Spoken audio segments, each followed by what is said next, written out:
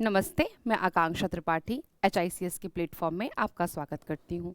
आप लोग को कल की क्लास कैसी लगी? आप लोग मुझे रिव्यू दीजिए, तो जो चीज़ें थोड़ी कम अच्छी हों मैं उनको और अच्छा कर सकूँ, जो चीज़ें कम क्लियर हुई हों, जो भी आपके डाउट्स हैं आप मुझसे पूछ सकते हैं, अपनी चीज़ों को अच्छे से कर सकते हैं।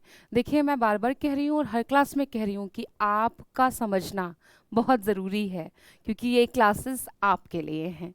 ठीक है?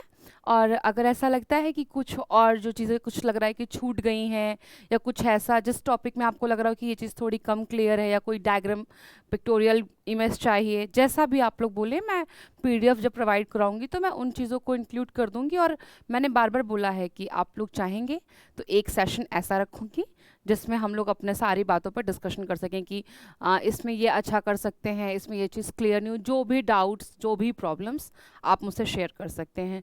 पढ़ने की जो भी प्रॉब्लम है, ज्योग्राफी से रिलेटेड जो भी प्रॉब्लम है, कुछ पर्सनल भी है तो उसमें भी इशू नहीं है। एज अ टीचर मैं आपके सॉल्यूशंस अगर मैं आपको दे सकती हूँ तो अच्छा मुझे भी लगेगा कि मैं किसी की हेल्प कर पा रही हूँ। जैसा कि मैं रोज़ कहती हूँ कि मेरे शुरुआत के 5 मिनट मेडिटेशन के लिए हैं। धीमे धीमे आप लोग को प्रक्रिया याद हो गई होगी कि बस यही बात रोज़ कहनी है कि जैसे शरीर को ऊर्जावान बनाए रखने के लिए खाने की आवश्यकता है, दिमाग को शांत, स्थिर और लगातार पढ़ने के लिए बनाए रखने के लिए क्या करने की आवश्यकता है। अब आप लोग बनाए बताइए, मेडिटेशन करने की आवश्यकता है। तो मेडिटेशन की वही प्रक्रिया सामान्य सी कि आप शांत होकर बैठ जाएं, ध्यान करें 10 मिनट, 15 मिनट, धीमे धीमे अपने टाइम पीरियड को बढ़ाएं, धीमे धीमे अपनी स्थिरता को बढ़ाएं। और सुबह, शाम, दोपहर, जिस वक्त आपका मन करे, सुबह करते हैं तो बहुत अच्छा होता है, बहुत बेस्ट होता है, पर अगर आप चाहें तो आप शाम को भी कर सकते हैं, बहुत अच्छा होगा आपके लिए। बस मेरा मानना है कि कुछ देर आप शांत होकर बैठें, हर चीज़ से दूर। जैसे मेडिटेशन का ये भी होता है ना कि आप कुछ देर जब शांत होते हैं, दिमाग रिलैक्स होता है, तो आप सोचते हैं अपने बारे में। दुनिया भर के जो विचार आते हैं उनसे हट के भी कुछ अपने लिए जो विचार आते हैं ना, कि सबसे पहले कौन, सबसे पहले मैं, अहम वाला मैं नहीं, इंसान वाला मैं। तो आप अपने बारे में भी सोचते हैं ना, इसलिए आपको लगता होगा कि मैम रोज़ एक ही बात बोल रही हैं कि मेडिटेशन मेडिटेशन, पर आप करके देखिए, आप मुझे रिप्लाई करेंगे कि मतलब आप चाहे जैसा पढ़ाती हो, जो भी आपको लगता हो मेरे बारे में, क्योंकि हर टीचर को लगता है कि वो अपना पूरा एफर्ट लगा रहा है, पूरी कोशिश कर रहा है, बट एज अ स्टूडेंट ही बता पाते हैं ना कि वो आपको कितना अच्छा लग रहा है, मैं कितना पढ़ा पा रही हूँ, कितना आपको समझा पा रही हूँ। बट जो ये चीज़ है, मुझे नहीं लगता कि कोई भी आप लोग को, बहुत कम टीचर्स होंगे जो बताते होंगे, या हो सकता हो बताते हों, मेरे भी किसी टीचर ने मुझे बताया था, मैं हमेशा से नहीं करती थी, बट ड्यूरिंग प्रिपरेशन मेरे एक सर से मुलाकात हुई थी, उन्होंने मुझे इस विषय में बताया कि मेडिटेशन करना चाहिए, दिमाग स्थिर और शांत रहता है। क्योंकि 1 साल लगातार पढ़ाई होती है हमारी, प्रीलिम्स, मेंस, इंटरव्यू, इस पूरे ड्यूरेशन में, पूरे 1 साल में अपने आप को स्थिर बनाए रखना एक बहुत बड़ी जंग है। मैं हमेशा बोलती हूँ कि क्या पढ़ना है, क्या नहीं पढ़ना है, उससे बहुत ऊपर है कि बस पढ़ना है। ठीक है? तो इस पे हम लोग बात कर चुके हैं, थोड़ी थोड़ी बात बीच में करते रहेंगे। वैसे भी आपको पता है कि मैं ऐसे पढ़ाई को बोझ की तरह ना पढ़ती थी, ना पढ़ाना पसंद करती हूँ। शायद मेरा अनुभव इसलिए है कि मैंने कभी छोटे बच्चों को भी पढ़ाया है, तो छोटे बच्चों को पढ़ाना इस दुनिया की सबसे टेढ़ी खीर है, क्योंकि वो अपने मन से पढ़ते हैं, वो टीचर के मन से नहीं पढ़ते हैं। वो बोलते हैं हम यही पढ़ेंगे, वो बोलते हैं हम नहीं पढ़ेंगे।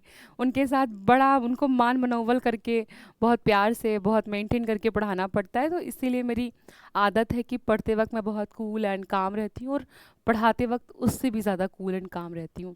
मेरे पास एक्सपीरियंस बड़ी क्लासेस का भी है और छोटी क्लासेस का भी है। छोटी क्लास आप समझ लीजिए नर्सरी KG to 8, एंड बड़ी क्लासेस PG, मतलब ये बेसिक डिफरेंस है मेरी क्लासेस में। बट हाँ, बच्चों के साथ पढ़ाने पे मुझे एक जो बेनिफिट मिला कि स्ट्रेस्ड माहौल को हटा के आप कैसे कूल एंड काम होके पढ़ सकते हैं या पढ़ा सकते हैं। बच्चों के साथ मैंने ये सीखा, उन बच्चों ने मुझे ये चीज़ सिखाई है। तो इसलिए हंसते खेलते, आज का टॉपिक बहुत खूबसूरत है, बहुत प्यारा है, मेरा बहुत फेवरेट है, क्योंकि मेरा टॉपिक भी इससे रिलेटेड रहा है। तो मुझे पढ़ने में, पढ़ाने में बहुत आनंद आता है, क्योंकि आपको ये जानना है कि किस प्रकार से डिवाइडेशन है, क्या चीज़ें हैं। कल हमने पढ़ा पृथ्वी की उत्पत्ति, ठीक है? पृथ्वी की उत्पत्ति तो हमने जान ली कि पृथ्वी की उत्पत्ति ऐसे होती है, पृथ्वी की उत्पत्ति वैसे होती है, इससे हुई, नेबुला से हुई, लाप्लास की संकल्पना, कांट जी की संकल्पना, सारी हाइपोथेसिस पढ़ी। अब कैसे कैसे पार्ट्स में पृथ्वी बटी, कैसे कैसे क्रमिक विकास हुआ, उनको कभी काल कहा गया, कभी युग कहा गया। अगर जैसे सामान्य भाषा में हम लोग बचपन में सुनते हैं ना कि सतयुग, द्वापर युग, त्रेता युग, कल युग, ये पूरी जो सीरीज चलती आ रही है, तो इसी तरह हमारे पृथ्वी को डिवाइड किया गया है। वो ठीक है, वो पौराणिक इतिहास के रूप में है, जिन लोगों ने उसको उस पर मतलब रिसर्च किया, जो चीज़ें लिखी, ये जियोलॉजिकल स्केल है, ज्योग्राफी पे बेस्ड है। ठीक है, थोड़ा हम शुरुआत करते हैं। पृथ्वी का भूगर्भिक इतिहास। पिंड एवं चंद्रमा के चट्टानों पर नमूनों के अध्ययन से उल्का से स्पष्ट होता है कि हमारी पृथ्वी की आयु 4.6 अरब वर्ष है। मैं मार्कर चेंज कर ले रही हूँ और पिंक कलर ले लेती हूँ, जो हमेशा मेरा फेवरेट होता है। पृथ्वी पर सबसे प्राचीन पत्थर के नमूनों को रेडियोधर्मी तत्वों के परीक्षण से उसके 3.9 बिलियन वर्ष पुराने होने का पता चला। यहाँ से आपको शायद 2 क्वेश्चन मिल जाएं, शायद, श्योरली नहीं कहूँगी। छोटे एग्जाम्स में पृथ्वी की आयु कभी कभी पूछ लेता है। 4.6 अरब वर्ष, मैंने बोला था कि जब मैं पढ़ाऊंगी तो मैं फैक्ट्स पे भी ध्यान दूंगी। तो आपका एक फैक्ट ये हो गया। आज का जो टॉपिक है बहुत ज़्यादा कंसेप्ट नहीं है, पर हाँ आपको रिलेट करते हुए चलेंगे। थोड़ी चीज़ें रटनी है, थोड़ी चीज़ें समझनी है आपको। ठीक है, तो पृथ्वी की आयु 4.6 अरब वर्ष है। पृथ्वी पर सबसे प्राचीन पत्थरों के नमूने रेडियोधर्मी तत्वों के परीक्षण से उसके 3.9 बिलियन वर्ष पुराना होने का पता चला। अब यहाँ पे एक शब्द आया है, रेडियोधर्मी तत्व। इंग्लिश में मैंने बोला है कि मैं जहाँ पे लगेगा वहाँ बाइलिंगुअल हो जाऊंगी, तो इसे कहते हैं रेडियो एक्टिविटी। ठीक है, या रेडियो एक्टिव एलिमेंट्स। जो रेडियोधर्मी तत्व है उसको कहते हैं रेडियो एक्टिव एलिमेंट्स।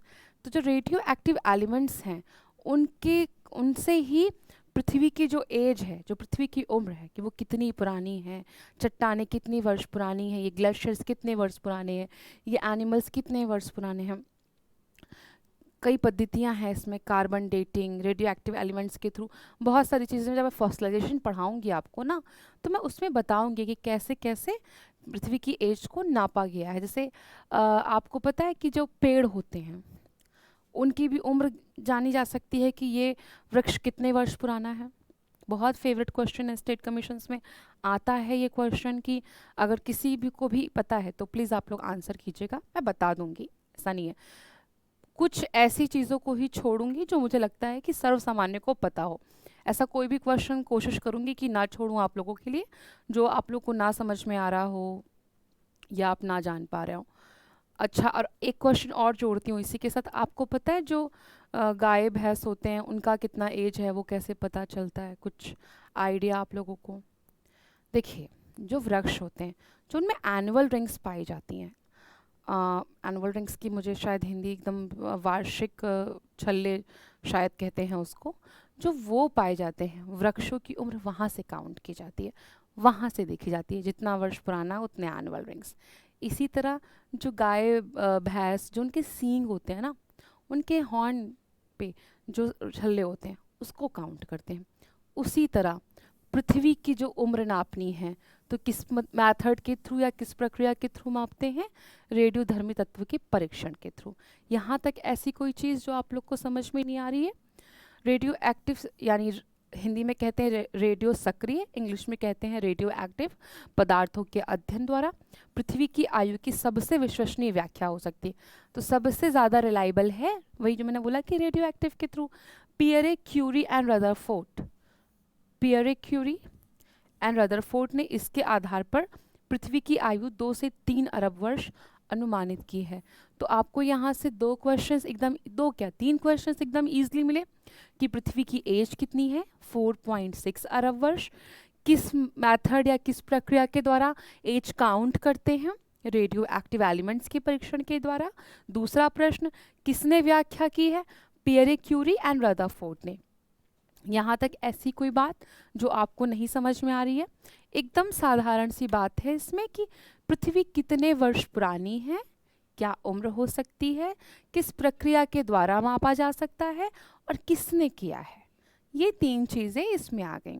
ठीक है, जैसे हम लोग पढ़ेंगे ना इसमें, तो हम लोग देखेंगे कि थोड़ा सा बताती हूँ, थोड़ा स्टार्टिंग किया इसलिए आपको बता दिया। थोड़ा सा मैंने बोला ना मैं कहानी की तरह सुना के शुरू करूँगी।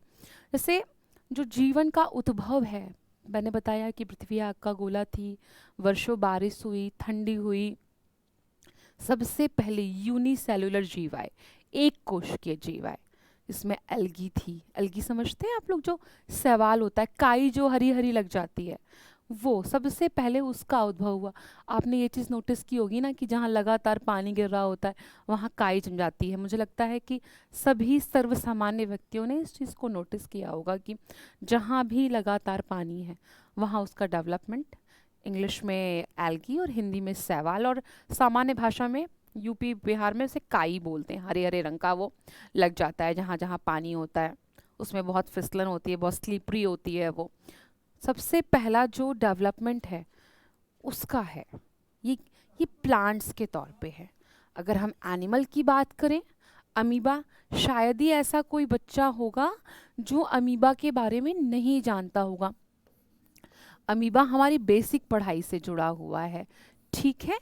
अमीबा, यूग्लिना, पैरामीशियम, ये सारे प्रोटोजोआ एनिमल्स हैं हमारे, उनकी सीरीज चलती है। देखिए, प्रोटोजोआ से लेके,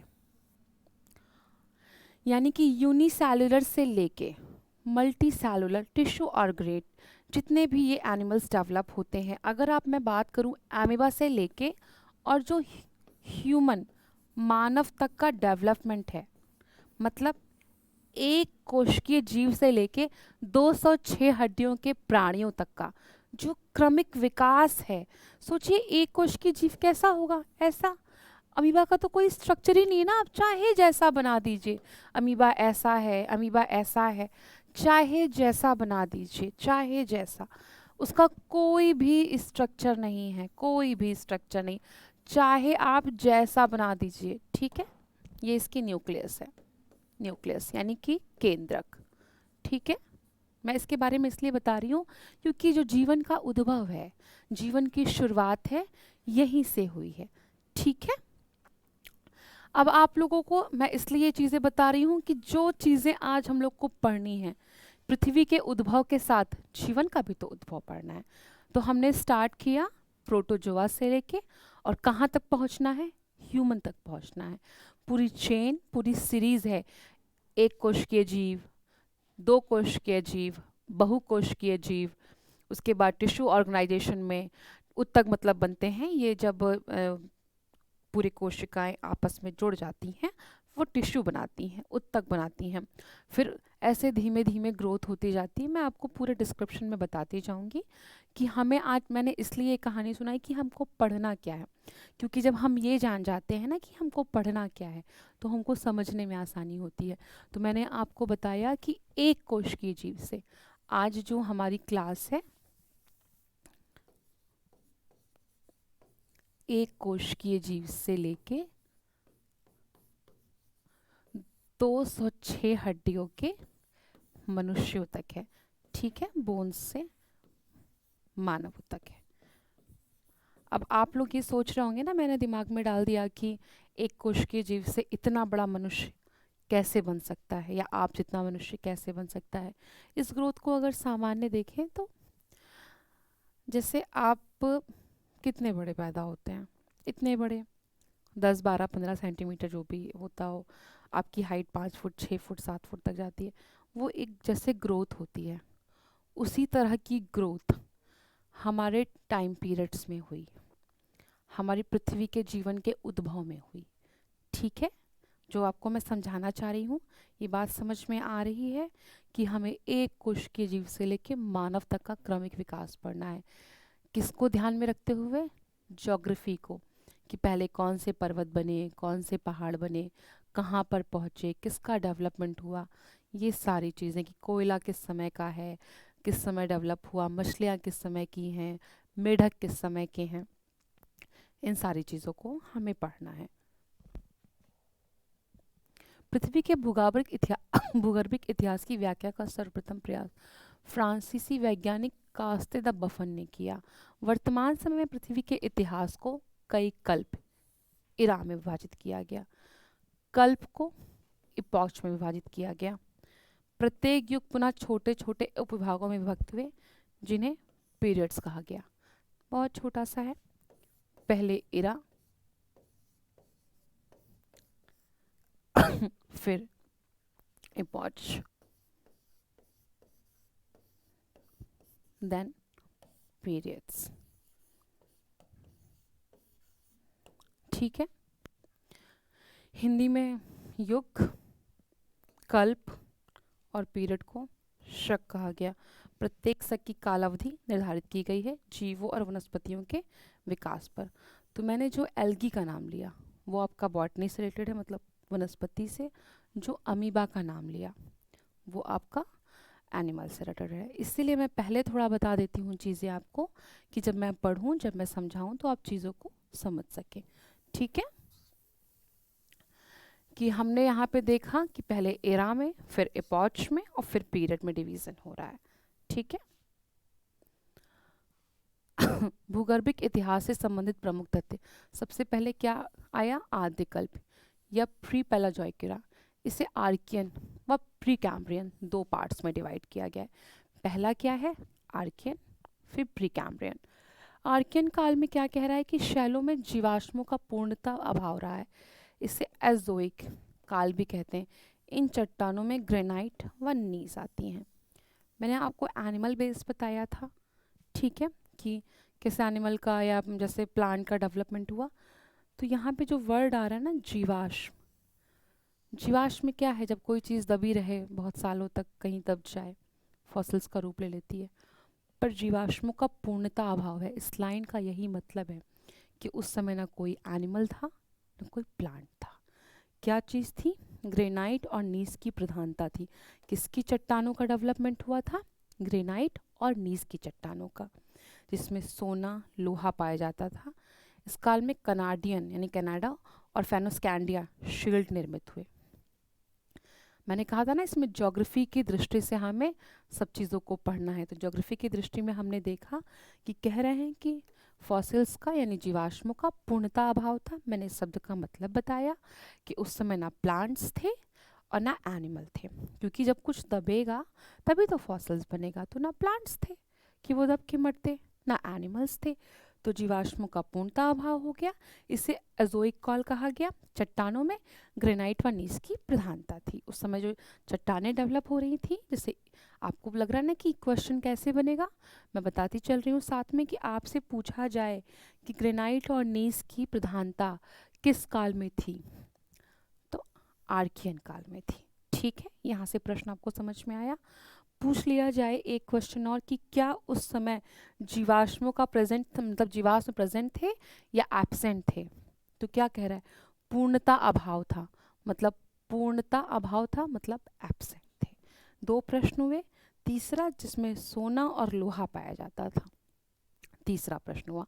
एक पैराग्राफ से मैंने आपको 3 क्वेश्चंस करा दिए कि एग्जाम में कैसे क्वेश्चंस पूछे जाते हैं। मैं रोज पूरे टॉपिक्स में यही चीज़ करती रहूँगी, ताकि जो बोला जाता है ना पढ़ते वक्त बुलेट पॉइंट्स क्या हैं, ये वही बुलेट पॉइंट्स हैं कि आपको पता रहे कि क्या पूछा जाना है। तो क्या पूछा जा सकता है कि जो आर्कियन काल की चट्टानें थी उसमें जीवाश्म थे या नहीं? तो जीवाश्मों का पूर्णता अभाव था। किस प्रकार की चट्टानें थी? ग्रेनाइट व नीस की प्रधानता थी। क्या पाया जाता था? सोना और लोहा पाया जाता था। इतनी चीज़ें आपको क्लियर हो गई होंगी और प्रश्न भी समझ में आ गए होंगे। अब आता है प्रीकैम्ब्रियन काल, क्योंकि बोला गया था कि वहाँ 2 कालों में डिवाइडेशन है, आर्कियन और प्रीकैम्ब्रियन।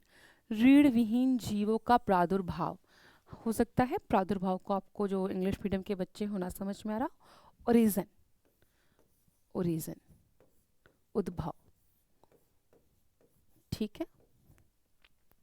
इस काल में गर्म सागरों में नर्म त्वचा वाले रीढ़ विहीन जीव पाए जाते थे। रीढ़ विहीन का मतलब है इनवर्टिब्रेट्स, जिनकी वर्टिब्रेट डेवलप ना हुई हो।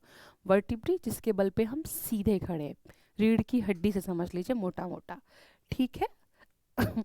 रीढ़ की हड्डी हमारे यहाँ एक स्टेटमेंट है, रिस्पेक्ट का सिंबल है, कि लोग बोलते हैं कि तुम बिना रीढ़ की हड्डी के मनुष्य हो।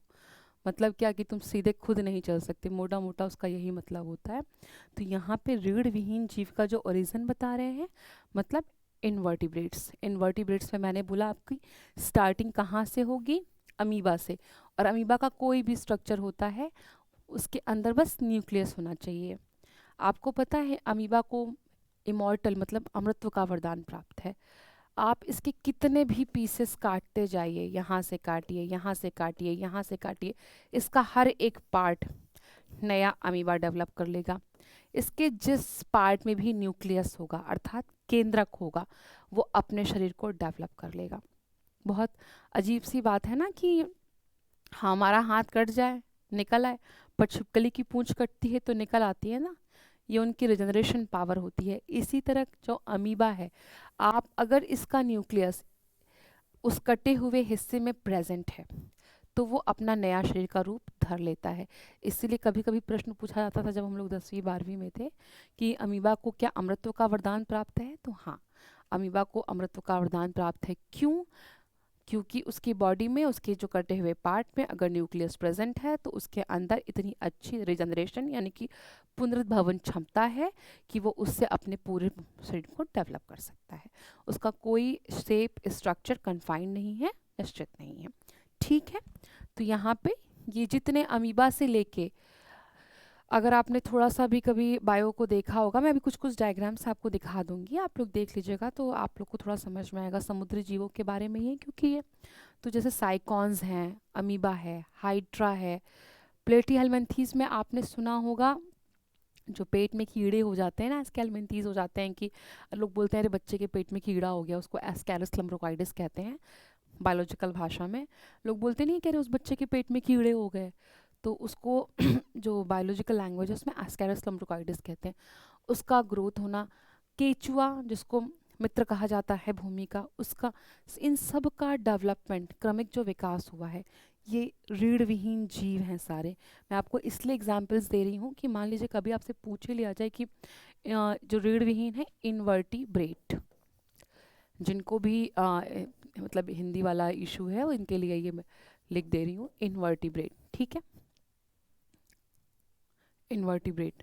ठीक है, तो यहाँ पे मैंने बोला कि क्या ना हो, रीढ़ की हड्डी वाले जीव ना हो।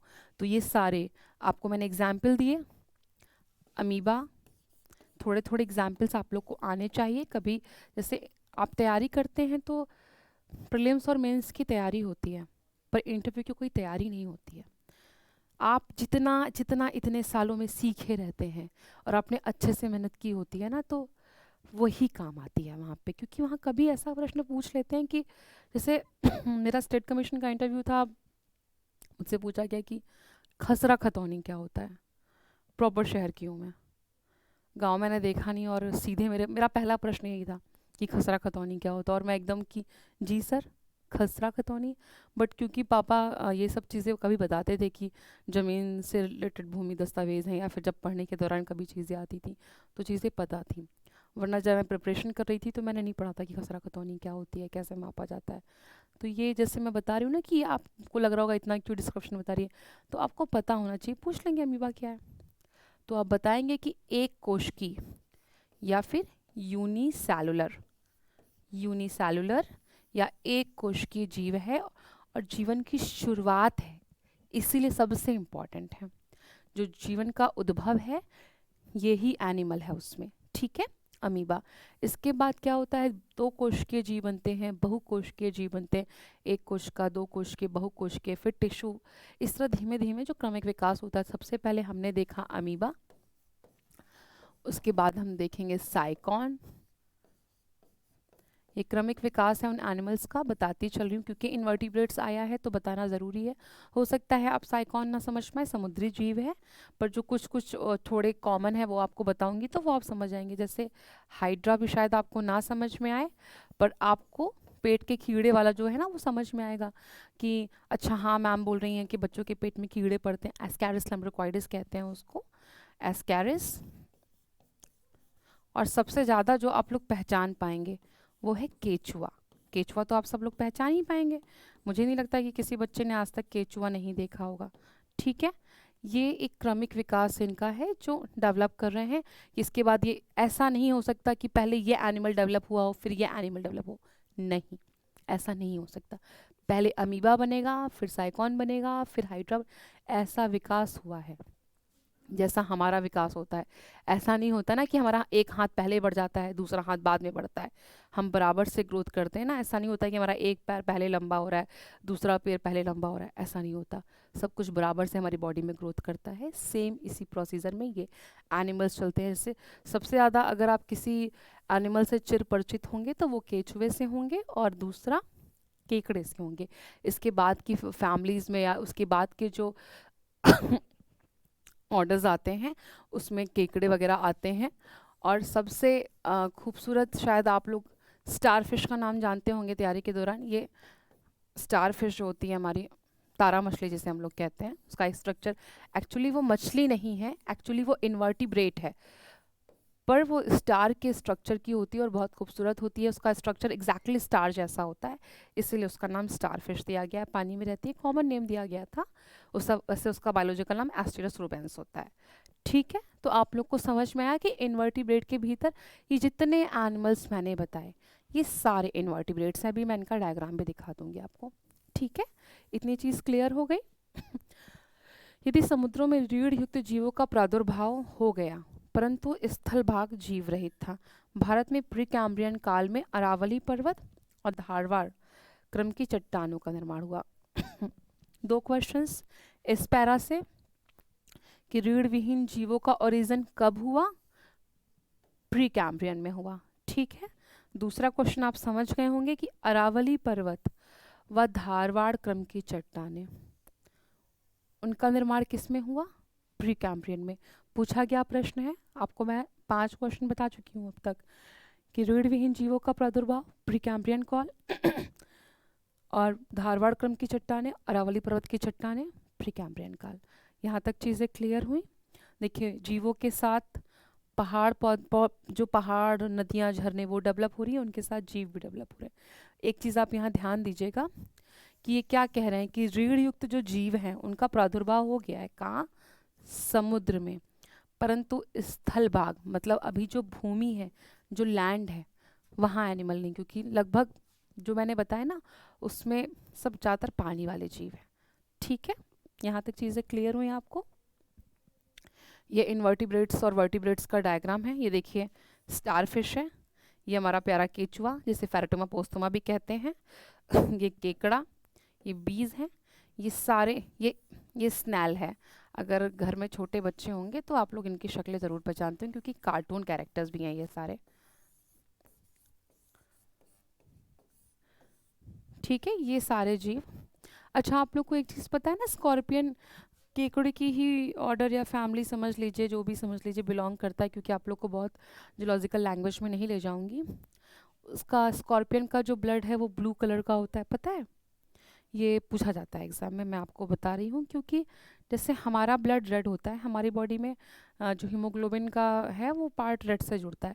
इनका जो स्कॉर्पियंस होते हैं उनका कॉपर प्रेजेंट होता है, कॉपर, ये इसका वो है,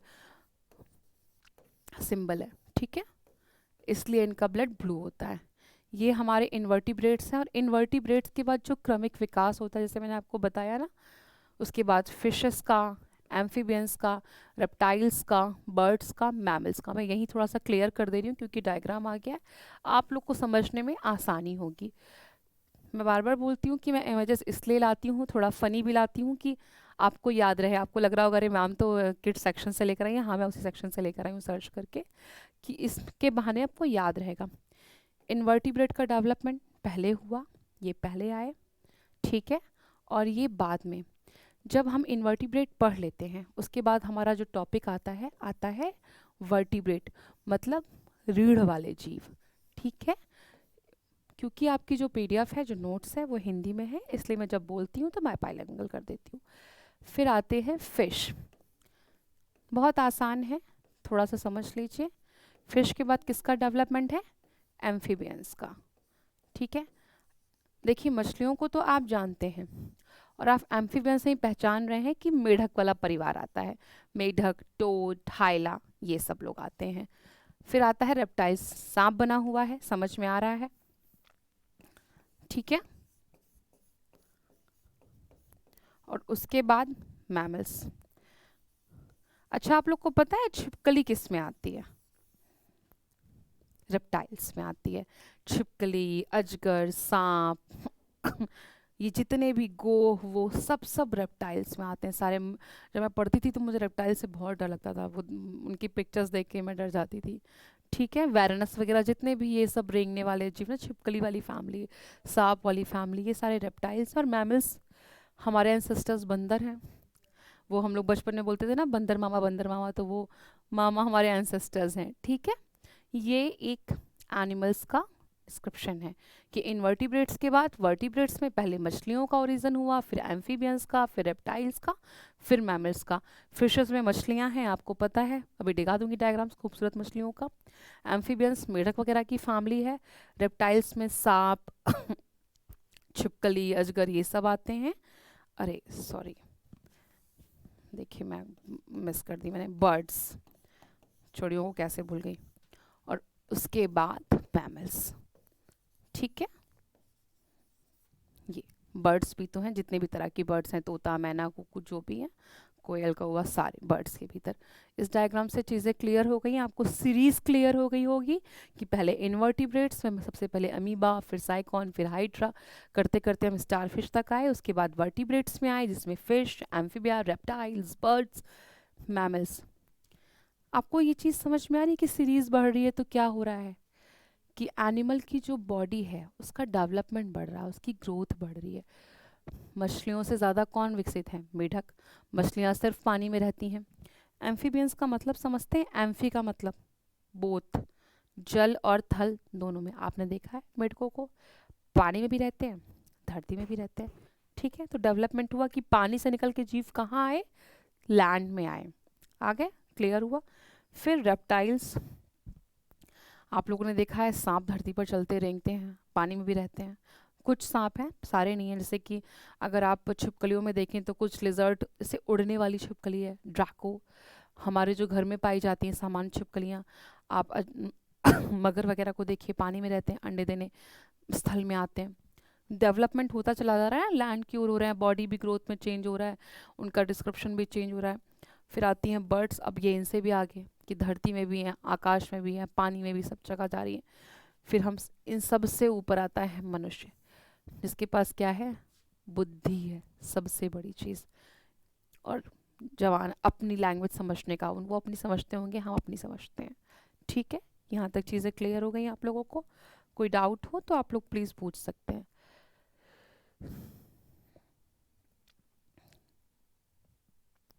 अब आता है पैलोजोइक एरा। इसे प्राथमिक युग कहते हैं। इसके निम्न उपभाग हैं।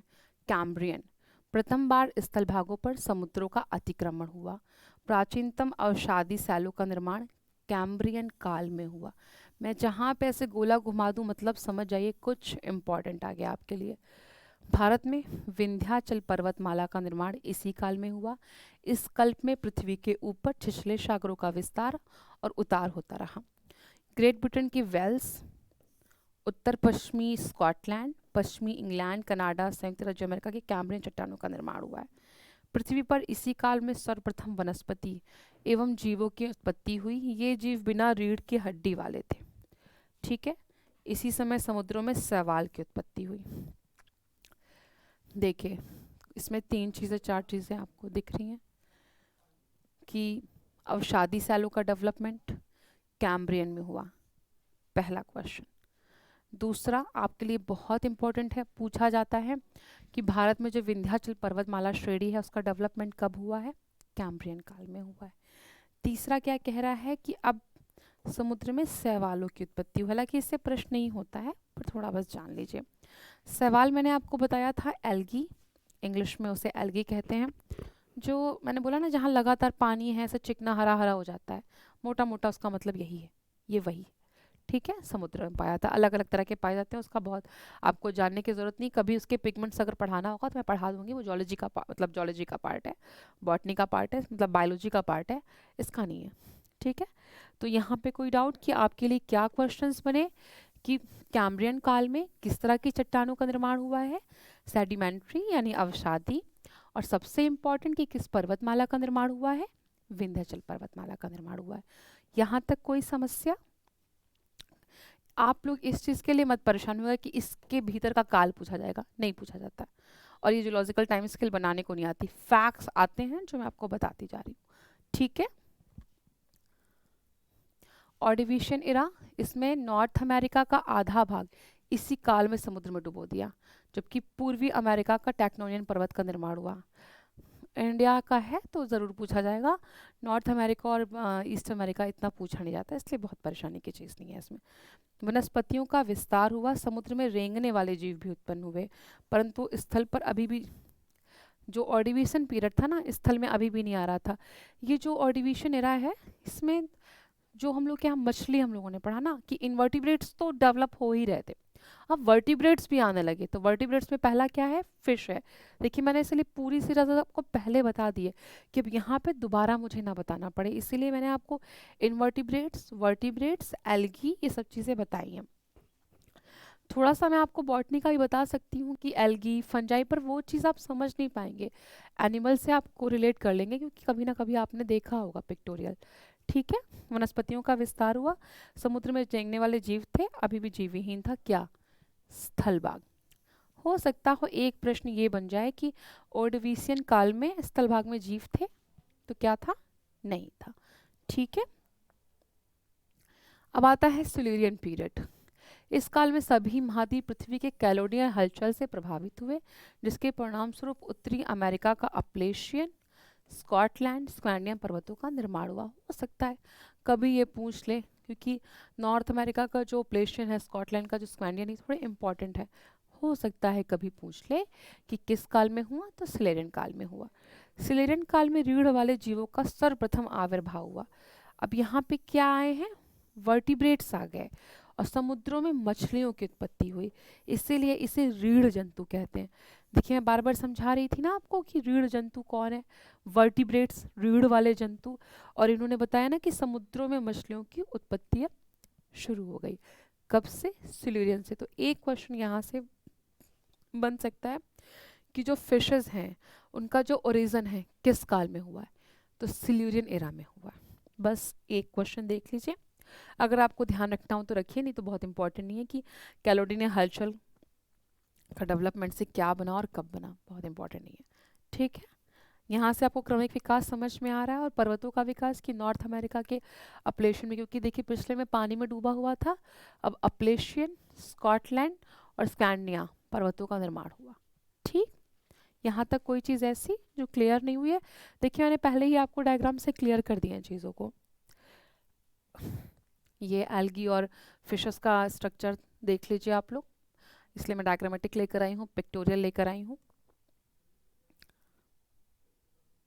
ये मछलियाँ हैं सारी, ये और स्पेशली ये सी फिशेस हैं, ठीक है। ये सारी सी फिशेस हैं, स्वार्ट फिश, गुमद, हियरिंग फिश, ये जितनी भी हैं सारी रेड फिशेस।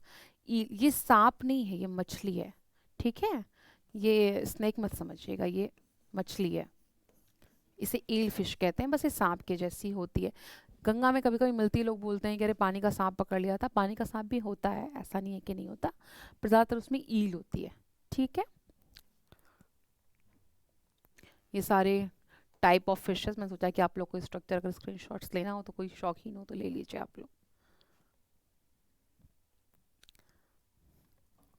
बीच में एक चीज़ मिस थी, आज थोड़ा मेरी स्लाइड गड़बड़ हो गई थी तो थोड़ा प्रॉब्लम था। देखिए वहाँ से जो मैंने छोड़ा ना कि रीढ़हीन जीवों से, तो वो स्लाइड थोड़ा आज गड़बड़ थी, एज ऑफ वर्टिब्रेट कहा गया उसको, ठीक है। इस काल में कैनाडियन हलचल का स्थान अब आर्मेनियन हलचल ले लिया। तो जो आर्मेनियन हलचल है वो कहाँ होगी, आर्मेनिया में होगी, इसलिए कहा ही जा रहा है, यूरोपियन कंट्री है, आपको पता है। जिससे ब्रिटेन और फ्रांस अधिक प्रभावित हुए, इसमें उभयचरों का विकास हुआ। उभयचर मैंने अभी आप लोग को बताया, मैं बार बार बोल रही हूँ, एम्फीबियंस, एम्फीबियंस, एम्फीबियंस, मतलब जल और थल दोनों में रहने वाले। एग्जाम्पल आप लोग को याद आ गया होगा, मेढक, ठीक है। तो इसमें कह रहे हैं कि सब उभयचरों का विकास हुआ, विस्तार हुआ, रेंगने वाले जीव्स, रेप्टाइल्स। आप लोग को बार बार मैं रेप्टाइल्स में किसका एग्जाम्पल दे रही हूँ, सांप का, ठीक है। मुझे लग रहा है कि जो चीज़ें मैंने समझा दी हैं उससे आपको रिलेट कर पा रहे होंगे ना, कि क्या है। मेरी पेन नहीं चल रही है, सॉरी, मैं इस पर चलाऊंगी भी नहीं क्योंकि ये बहुत मुश्किल से आज मैंने एडजस्ट किया, थोड़ी मेरी स्लाइड गड़बड़ हो गई थी, तो आप लोग समझ लीजिए, आपको मैं समझा चुकी हूँ चीज़ों को कि फ्रांस सर्वाधिक प्रभावित हुआ, इस युग में उभयचरों का विकास और विस्तार हुआ। अब रेंगने वाले जीव आए, मैंने बताया था कि फिश, एम्फीबियंस, रेप्टाइल्स। रेप्टाइल्स का भी स्थलों में आविर्भाव मतलब ओरिजन हुआ। इस काल में 100 फीट ऊंचे पेड़ हुए। सबसे बड़े वृक्ष पेड़ को ग्लासेप्टेरिस का काल कहा जाता है। इस समय बड़े भ्रंश के पेड़ों से बने गोंडवाना चट्टानों का निर्माण हुआ, और हम हमेशा पढ़ते हैं कि गोंडवाना में क्या मिलता है, कोयला मिलता है, ठीक है, जिससे कोयले के व्यापक निक्षेप मिलते हैं। इससे कार्बोनिफेरस कल्प या कोल एज भी कहते हैं। तो आपका एक क्वेश्चन यहाँ से बन गया, सबसे इम्पोर्टेंट क्वेश्चन जो पूछा जाता है कि कोयला किस समय पाया जाता है, तो कार्बोनिफेरस कल्प में या कार्बोनिफेरस एरा में पाया जाता है। ये फेवरेट क्वेश्चन है स्टेट कमीशंस का, तो जो फैक्ट्स वाला है। और किस क्रम की चट्टानों में है, तो गोंडवाना। ये दूसरा प्रश्न है। तीसरा प्रश्न है आपका कि जो कार्बोनिफेरस एज है उसमें कौन से एनिमल का सबसे ज़्यादा ग्रोथ है या डेवलपमेंट है, जिसे जिसे कहते हैं, तो एज ऑफ रेप्टाइल्स है, ठीक है। इस काल में वेरिएशन हलचल हुआ, जिसमें अब ये हमारा पर्मिनियन काल है जो चौथे पार्ट पे है। इस काल में वेरिएशन हलचल हुई जिससे मुख्य रूप से यूरोप को प्रभावित हुआ, ठीक है। अभी पहले देखिए अर्मेनिया था, तो अर्मेनिया यूरोप में था, यूरोप में प्रभावित हो रहा है। इस हलचल से क्या हुआ कि ब्लैक फॉरेस्ट और वॉसेस जैसे भ्रंशोत पर्वत बने। अच्छा, कहाँ है ब्लैक फॉरेस्ट? आसान सा सवाल है, इस पे तो आना चाहिए। पेस्ट्री खाते हैं आप लोग तो ये तो पता होना चाहिए ना। ब्लैक फॉरेस्ट पेस्ट्री तो मुझे लगता है बहुत फेमस पेस्ट्री है। जर्मनी। और वासजस, फ्रांस। स्पेनिश मेसेटो, अल्ताई, तिएन शान, एप्लेशियन से पर्वत भी इसी काल में निर्मित हुए। इस समय स्थलों पर जीवों के वनस्पति प्रजातियों का विकास हुआ, ठीक है। यहाँ तक चीज़ें आपको क्लियर होंगी। ये उसका छोटा सा पार्ट था जो छूटा हुआ था। अब आता है मेसोजोइक इरा, इसे द्वितीय युग कहते हैं। ट्राइजिक, जुरासिक, क्रिस्टेशियस कालों में बटा है।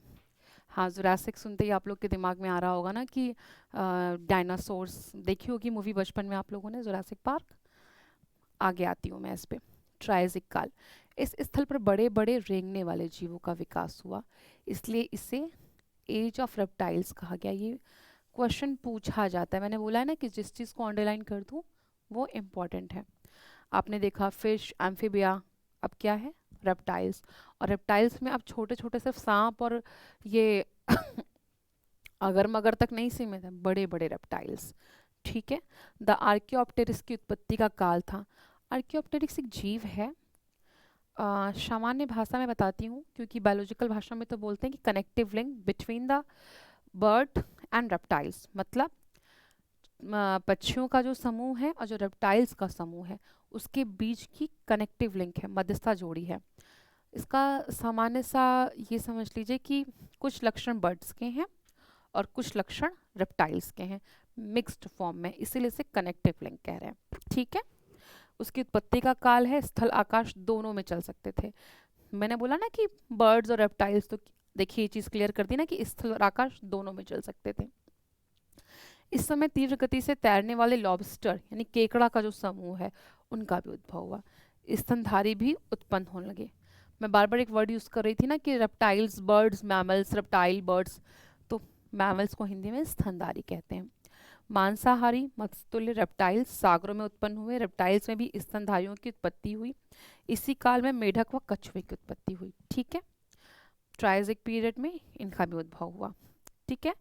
देखिए जो रेप्टाइल्स यहाँ बार बार बोल रहे हैं ना, मांसाहारी, तो रेप्टाइल्स तो मांसाहारी हैं, मगर तो खा ही लेता है। और सबसे ज़्यादा जो ये फेज़ था ना, अभी आप देखोगे जब जुरासिक आएगा, डायनासोर्स का फेज़ था, ठीक है। अच्छा हुआ कि वो कहा जाता है ना कि अच्छा हुआ कुछ लोगों का विलुप्त होना जीवन के लिए संभव हुआ, वरना हर तरह के डायनासोर्स थे, उड़ने वाले, ज़मीन पे चलने वाले, पानी पे तैरने वाले, सारे तरह के। और क्योंकि मांसाहारी थे तो फिर कहीं जीव बचता नहीं, ना पानी में, न धरती पर, और ना ही आकाश पर। जुरासिक मगरमच्छ के समान मुख और मछली के समान धड़ वाले जीव डायनासोर रेप्टाइल्स का विकास हुआ।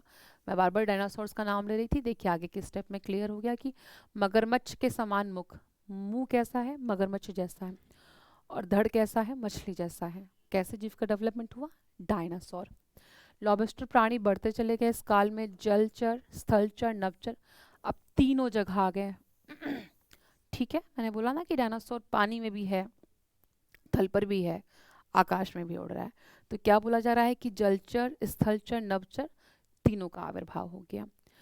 जूरा पर्वत कहाँ है? जूरा पर्वत जरा बताइए तो। थोड़ा थोड़ा आप लोग जानते रहिए, क्योंकि बिल्कुल एग्जाम में सीधे एक फैक्ट है रूप में आ जाएगा कि जूरा पर्वत कहाँ है। सोच लीजिए आप लोग, स्विट्जरलैंड में है, का संबंध इसी काल में माना जाता है। पुष्पयुक्त वनस्पतियां भी इस काल में आई। देखें, जो प्लांट था वो भी तो डेवलप कर रहा है ना, पहले एल्गी, फंजाई, टैडोफाइट्स, ब्रायोफाइट्स, टैडोफाइट्स। अच्छा, एक चीज़ आपको बताती हूँ, आपको पता होगा शायद, नहीं तो पता था, बता ही रही हूँ कि जैसे हम लोग मेढक को बोल रहे हैं बार बार ना, एम्फीबिया एम्फीबिया, उभयचर, इस तरह प्लांट किंगडम में, मतलब सिर्फ प्राणी जगत में नहीं, वनस्पति जगत में भी प्लांट पाए जाते हैं जो उभयचर होते हैं, जो पानी में भी ग्रोथ कर जाते हैं और जहाँ पानी नहीं है वहाँ पर भी ग्रोथ कर जाते हैं। उनका जो फैमिली है, या जो उनका रेल्स है, वो ब्रायोफाइट्स कहलाता है। ठीक है, उसको ब्रायोफाइट कहते हैं। अगर आपसे कोई प्रश्न पूछे कि एम्फीबियंस में एनिमल्स का क्या है, तो आप बताओगे कि अरे मेढक वाला जो परिवार है। और कोई कहे कि अच्छा वनस्पति विज्ञान में भी ऐसा है कि कोई प्लांट किंगडम है जो मतलब बोथ है, कि पानी में भी है और थल में भी है, उसे एम्फीबिया प्लांट किंगडम कहते हैं। तो क्या होगा? ब्रायोफाइट्स होगा। ठीक है, दो क्वेश्चन यहाँ से क्लियर हो गए। जो ब्रायोफाइट्स था ना, उसमें कोई प्लांट में ना ना फूल उग रहा है ना पत्ती उग रही है। जो उसके आगे टेरिडोफाइट्स आया, उसमें थोड़ा प्लांट में पत्ती उगी पर फूल नहीं होगा। फाइनली जब फूल का डेवलपमेंट हुआ, वो एंजियोस्पर्म उसका ऑर्डर था या फैमिली थी, उसमें डेवलपमेंट हुआ, उस में आया। जैसे मैंने एनिमल्स का बताया ना, इनवर्टिब्रेट्स, वर्टिब्रेट्स, इसी तरह सेम प्लांट का भी है। क्योंकि उसमें आपको ज़्यादा बताऊंगी तो आप समझ नहीं पाओगे, जोड़ नहीं पाओगे, इसलिए ज़्यादा क्लियर नहीं किया। पर ये बात आप लोग को पता होना चाहिए कि स्टार्ट वहाँ एल्गी से होता है, समाप्ति एंजियोस्पर्म में होती है। जैसे यहाँ पे मैमल्स लास्ट है, वहाँ एंजियोस्पर्म है। एंजियोस्पर्म में क्या होता है कि पूरा एक फूल, पेड़, मतलब पत्ती भी डेवलप हो रही है, फूल भी डेवलप हो रहा है, फल भी डेवलप हो रहा है, सब पूरा संपूर्ण पेड़ है। ठीक है, मोटा मोटा आप समझ लीजिए। स्टार्टिंग कहाँ से? वो जो हरी हरी काई मैंने बोला पानी में डेवलप होती है, सोचिए वहां से लेके और पेड़ बनने तक का सफर है। ठीक है, प्रथम उड़ने वाला पक्षी आर्क्योप्टेरिस का उद्भव हुआ, बता चुकी हूँ कि कनेक्टिव लिंक है between the reptiles and birds. चूना पत्थर का जमाव इसी युग की मुख्य विशेषता है। फ्रांस और दक्षिणी जर्मनी और स्विट्जरलैंड में पाया जाता है। क्लियर हो गई? इसमें कुछ क्वेश्चंस जो आपके बन सकते हैं कि जूरा पर्वत का संबंध किस काल से है? जुरासिक काल से है। पुष्प युक्त वनस्पति किस काल से है? जुरासिक काल से है। और जुरासिक पीरियड जो हम लोग को पता है, वो तो एकदम फेमस मूवी है कि डायनासोर्स। ठीक है, उनका विस्तार हुआ, उनका विस्तार हुआ मतलब थे पहले से वो और ग्रोथ कर रहे थे। ठीक है, ये कलर्ड पिक्चर ले आई हूँ मैं डायनासोर की, आप लोग देख लीजिए, अच्छी लग रही थी मुझे। ये सारे जितने भी टाइप के डायनासोर हैं पानी वाले, और ये कितनी ऊंची गर्दन, ये इस तरह के फूल पक्षी बने हुए, जितने भी तरह के डायनासोर्स के पिक्चर मुझे मिले। बहुत डिस्क्रिप्शन में पढ़ाना नहीं है, इसलिए इसके बारे में बहुत बताऊंगी नहीं, बस आप देख के पहचान जाए, इसलिए मैंने रखा ये सारे डायनासोर क्रस्टेशियस पीरियड में किस तरह के डायनासोर थे, क्योंकि ये पूरे समय चल रहे थे। ठीक है, और ये मैंने बोला था आपसे कि मैंने बनाया था चार्ट, बट ये इधर आ गया, कोई बात नहीं। ये सारे रेप्टाइल्स हैं, सारे के सारे रेप्टाइल्स हैं, आप देख सकते हैं। जब रेप्टाइल्स का बता रही थी तो शायद ये डायग्राम इधर रह गया था। Snake, chameleon, tortoise, turtle, skink, lizard, ग्रीको, ये सारे जो हैं, सारे के सारे रेप्टाइल्स हैं। इसलिए मैंने बोला ना कि एनिमल्स आप पहचान सकते हैं, प्लांट्स को इसलिए कोरिलेट नहीं करवाया कि शायद प्लांट तो नहीं पहचान पाएंगे, एनिमल्स को आप पहचान पाएंगे। ये सारे रेप्टाइल्स, हम उसी फेस को पढ़ रहे हैं ना, रेप्टाइल्स को ही, तो ये आगे के हैं। ये सारे जो एम्फीबियंस के पार्ट्स थे जितने भी तरह के हैं, देखिए मैंने सारे लगाए हुए हैं कि फ्रॉग, फ्लाइंग फ्रॉग, हाइला को फ्लाइंग फ्रॉग कहते हैं। एक्चुअली उड़ता नहीं है ये, पर कूद कूद के जाके पेड़ों पर बैठता है, इसीलिए। हाँ, ये पेड़ों पर बैठता है। जितने भी तरह के हैं, टोड्स, मिडवाइफ ऑफ टोड्स, जितने भी अलाइट्स, ये सारे आप लोग को अगर स्क्रीनशॉट्स लेना होगा तो आप लोग ले लीजिएगा, कि आप लोग थोड़ा पहचान सकें इन एनिमल्स को। अब आता है सिनोजोइकरा। इसे टर्शरी युग भी कहा जाता है। पैलियोसीन, इयोसीन, ओलिगोसीन, मायोसीन इन कालों में बटा हुआ है। अल्पाइन पर्वतीकरण हुए हैं विश्व के सभी नवीन मोड़दार पर्वत। ये लाइन सबसे इम्पॉर्टेंट है। आल्प्स, हिमालय, रॉकी, एंडीज आदि की उत्पत्ति हुई है। तो आपसे पूछा जाए कि हिमालय कब बना है, सीनोजोइक एरा में। कौन सा काल है, टर्शरी। ठीक है, यहाँ पे ऐसी कोई विशेष चीज़ एनिमल्स को लेकर नहीं आई है, पर्वतीकरण से आई है। तो हिमालय आपको पता है। रॉकी कहाँ का पर्वत है, पूरा जब प्लेट टेक्टोनिक्स पढ़ाई हूँ बार बार चिल्लाती रही हूँ कि रॉकी नॉर्थ अमेरिका में है और एंडीज साउथ अमेरिका में। अब आल्प्स आप खोज के लाइए, मैं नहीं बताऊंगी। कुछ क्वेश्चंस तो आपको भी दूंगी ना। पैलियोसीन इरा, लरामाइड हलचल के फलस्वरूप उत्तरी अमेरिका में रॉकी पर्वतमाला का निर्माण हुआ, स्थल पर स्तनपाइयों का। अब देखिए, मैमल्स बनना तो शुरू हो गए थे, अब ये ग्रोथ कर रहे हैं, विस्तार हुआ। इसी कल्प में सर्वप्रथम मैमेलियन जीव व पुच्छहीन बंदर, मतलब एप कहते नहीं बंदर, वो जो एप होते हैं वो। इयोसीन में भूतल पर विभिन्न दरारों के माध्यम से ज्वालामुखी दरार। एक क्वेश्चन ये आपके लिए इंपॉर्टेंट है कि ज्वालामुखी जो उद्गार हैं कब हुआ, इयोसीन एरा में हुआ। रेंगने वाले जीव प्राय जो स्थल पर हैं विलुप्त हो गए। गिब्बन म्यांमार में उत्पन्न हुआ। हाथी, घोड़ा, राइनोसेरोस, सुअर आदि के पूर्वजों का, उनके एंसेस्टर्स का डेवलपमेंट हुआ। तो इससे आपको दो क्वेश्चंस मिल सकते हैं कि जो पैलियोसीन एरा है किसका विस्तार हो रहा है, स्तनपाइयों का, मैमल्स का। क्या डेवलप्ड हो रहे हैं, एप वगैरह डेवलप्ड हो रहे हैं, पूछहीन बंदर। फिर इयोसीन में पूछ सकता है कि ज्वालामुखी का उद्गार फर्स्ट टाइम कब हुआ, इयोसीन एरा में हुआ। और किस तरह के एनिमल्स डेवलप हो रहे हैं उसमें, प्राचीन बंदर, ये वाले नहीं, प्राचीन बंदर। गिब्बन बंदर का छोटा स्वरूप है, सबसे छोटा बंदर होता है म्यांमार में। हाथी, घोड़ा, राइनोसेरोस, सुअर आदि का डेवलपमेंट हुआ। बहुत सोच रहा है भाई, ये बहुत परेशान है, यूपीएससी की तैयारी कर रहा है। ठीक है, ये डायग्राम मुझे बहुत अच्छा लगा, ये इमेज मैंने सोचा कि मैं ले आऊँ आप लोगों के लिए कि देख लीजिए कितना चिंताशील प्राणी है ये, इसको भी यूपीएससी देना है, थोड़ा हम लोग भी पढ़ लेते हैं। ठीक। और ये शैतानी कर रहा है क्लास में बैठ के कि क्लास चल रही है पर इसका दिमाग कहीं और है। तो ये दोनों इमेजेस मुझे अच्छी लगी तो मैं आप लोगों के लिए ले आई। नियोजोइक इरा या नूतन महाकल्प, इसे चतुर्थक युग भी कहा जाता है। प्लेस्टोसीन इरा में तापमान का स्तर नीचे आ गया, यूरोप में 4 हिमयुग देखे गए। टेम्परेचर डाउन होने लगा, ठंडी बढ़ने लगी। आप लोग को पता है कि नहीं, अभी भी बोला जा रहा है कि आइस एज की ओर जा रहे हैं हम लोग। कभी इस पे करंट पे चर्चा कर दूंगी तो आप लोग को समझा दूंगी, क्योंकि अभी थोड़ा टॉपिक है, अगर अभी समझाई तो क्लास खिंच जाएगी बहुत लंबी। 4 हिमयुग देखे गए हैं, गुंज, मिंडल, रिस, वुर्म। विभिन्न हिमकालों के बीच में अंतर हिमकाल, इंटरग्लेशियल एज देखे गए हैं, जो तुलनात्मक रूप से उष्णकाल थे, इनसे कम ठंडे थे। तुलनात्मक रूप से उष्णकाल मतलब इन चारों एजेस से कम। हो सकता है कभी आपसे पूछ ले कि गुंज क्या है, मिंडल क्या है, रिस क्या है, वुम क्या है, सिर्फ यही पूछ ले कि ये क्या है, तो आप बताएं कि ये 4 हिमयुग हैं, आइस एज। ठीक है, कोई डाउट यहाँ पे इतनी चीज़ों में आप लोगों को? हाँ, म्यूजिक को 2 पार्ट्स में डिवाइड किया गया है, प्लेस्टोसीन काल, होलोसीन काल। मिंडल व रस के बीच अंतर हिमकाल सर्वाधिक लंबी अवधि का। ये जो शायद प्योर जोलॉजी ज्योग्राफी के बच्चे होंगे जिनका ऑप्शनल हुआ कब, या फिर कोई ज्योग्राफी का एग्जाम होगा तो शायद उसमें पूछ ले, स्टेट कमीशंस में तो नहीं। हाँ, यूपीएससी में फैक्ट्स के रूप में पूछ सकता है कभी बाई चांस, तो पूछ ले। मिंडल व रिस के बीच का अंतर हिमकाल सर्वाधिक लंबी अवधि का है। उत्तरी अमेरिका में नेब्रास्का, कंसान, इलाइन, आयोवा, विस्कॉन्सिन हिमकाल देखे गए हैं। नेब्रास्का एंड कंसान के बीच अफ्टोनिया, कंसान, इलाइन के बीच यॉर्माउथ, इलाइन, विस्कोनिया के बीच संगमन अंतर हिमकाल था। इंपॉर्टेंट नहीं है, सिर्फ पढ़ दे रही हूँ, सुन लीजिए। युग के अंत में हिम चादर पिघलते चले गए, स्कैंडिनेवियन क्षेत्र की ऊंचाई में निरंतर वृद्धि हुई, पृथ्वी पर उड़ने वाले पक्षियों का आविर्भाव हुआ, प्लेस्टोसीन काल में ही माना जाता है। तो एक प्रश्न शायद ये पूछ ले कि पक्षियों का उद्भव कब हुआ है, तो प्लेस्टोसीन काल में हुआ है। मानव तथा अन्य स्तनपाई जीव वर्तमान स्वरूप में इसी काल में मतलब शुरू हो गया था, बहुत ज़्यादा डेवलपमेंट नहीं हुआ था।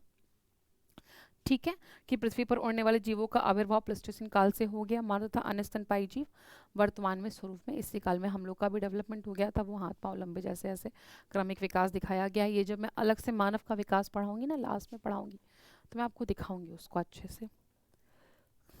होलोसीन या अभिनव काल। इस काल में तापमान वृद्धि के कारण प्लेस्टोसीन काल के हिम की समाप्ति हो गई।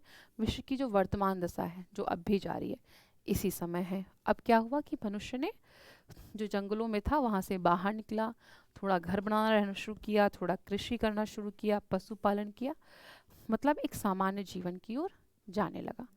ठीक है, ये होलोसिन काल का है। तो आपसे एक क्वेश्चन शायद कभी यहाँ से पूछ ले कि जो वर्तमान का मनुष्य है किस काल से डेवलप, होलोसिन से। बस एक प्रश्न इससे ये बन सकता है कि जो वर्तमान मनुष्य है, पता है ना होमो सैपियंस कहते हैं, और जो भविष्य का मनुष्य है उसका नाम भी पता होना चाहिए, नहीं पता है तो बताती हूँ, होमो सैपियंस फिचरालिस। ठीक है, पूछा जा सकता है किसी परीक्षा में कि जो मतलब भविष्य का मनुष्य है उसे क्या कहते हैं, तो उसे कहते हैं होमो सैपियंस फिचरालिस। और जो वर्तमान मनुष्य है होमो सैपियंस है, किस काल का है, होलोसीन का है। यार मैंने एक इमेज आप लोग के लिए और डाउनलोड की थी, बड़ी प्यारी सी राइनोसेरोस की, लग रहा है आई नहीं, कोई बात नहीं कभी दिखा दूंगी। और ये हम लोग एग्ज़ाम्स देने के बाद बस ख़त्म, और जॉब मिल गई तो सब, जिनको मिल गई है देखो वो ज़्यादा उछोड़ रहे हैं। ठीक है, आज का टॉपिक यहीं तक है। जो चीज़ें इस टॉपिक में क्लियर नहीं हो आराम से पूछिए, जो चीज़ें लग रहा हो कि डाउटफुल हैं उसको आप लोग मैसेज कर दीजिए, मैं कल की क्लास में डिस्कस कर दूंगी। आप लोग पूछेंगे तो मैं ज़रूर बताऊंगी, और अगर मुझे लगता है कि कोई और चीज़ ऐड करनी चाहिए इस सेशन में तो मैं कर दूंगी। और सबसे इम्पॉर्टेंट, मेडिटेशन करते रहिए और सारी चीज़ों को रिवाइज करते रहिए जो भी आपको लगे। हाँ, अगर आप लोगों का मैसेज आएगा कि पीडीएफ चाहिए तो मैं इसकी पीडीएफ भी प्रोवाइड करा दूंगी आप लोग को। ठीक है, और कोई डाउट हो तो एक सेशन रख लेंगे संडे का, जब भी आप लोग चाहेंगे लाइव तो उसको भी कर लेंगे। Thank you.